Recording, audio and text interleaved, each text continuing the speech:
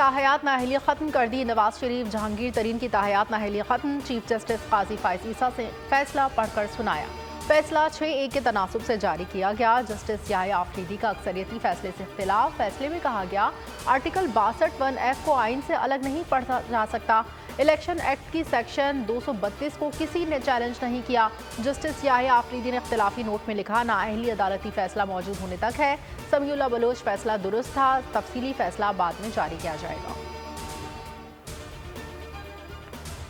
Army chief general Asim Munir کا Bahrain کا 2 روزہ سرکاری دورہ، فرمانروا شاہ حماد بن عیسیٰ الخلیفہ ولی عہد اور عسکری قیادت سے ملاقاتوں میں باہمی دلچسپی، فوجی سیکیورٹی تعاون پر تبادلہ خیال۔ ISPR کے مطابق بحرین نے قیادت کی انسداد دہشت گردی کے لیے پاکستان کی کامیابی کی تعریف۔ آرمی چیف کی بحرین نیشنل گارڈ کے 27ویں یوم تاسیس کی تقریب میں شرکت، انسداد دہشت گردی کی مشقوں کا شاندار مظاہرہ۔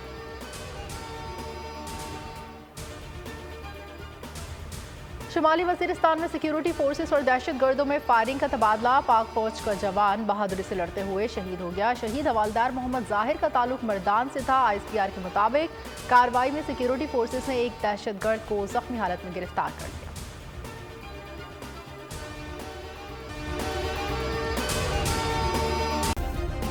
سبسکرائب کریں اور بیل دبائیں تاکہ کوئی خبر رہ نہ جائے۔